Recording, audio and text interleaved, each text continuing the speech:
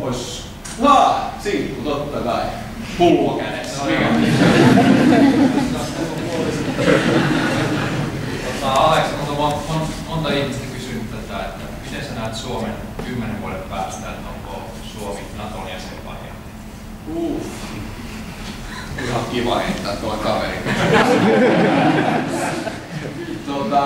Mä oon huomannut tässä bisniksessä ei kannata ennakoida ihan hirveästi, vaan pitää elää siinä tilanteessa, mikä on.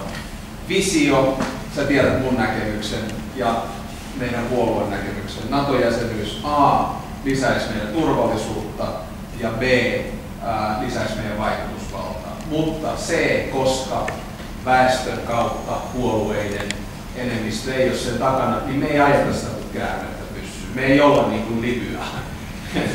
Meidän pääministeri tuleva tai nykyinen tai presidentti niin ei ole Gaddafi, joka pystyy sanelemaan, että näin me tehdään. Vaan me mennään täisiä. Sen takia mulla on hirveän käytännöllinen lähestymistapa. 5% siitä duunista, joka mä teen, tapahtuu Naton kanssa.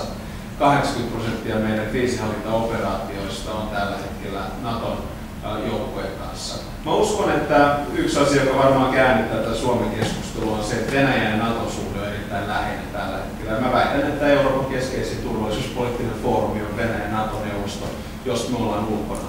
Eli NATO, kun se ottaa tämän uuden roolin ja mekin päästään ehkä siitä vähän kylmän sodan hengestä, jossa NATO nähdään, niin sitten se keskustelu voi aueta. Mutta en mä edes uskalla sanoa, mitä järjestöä 10 vuoden päästä on. Mä olisin voinut heittää joku hirmuisen viisauden arabimaailman vakaudesta ja Mubarakin loistosta joulukuun alussa. Nyt mä seisoin tässä ja söisin sanani. Eli tää on vähän sellainen duuni, että ei kannata hirveästi ennakoida. Joo.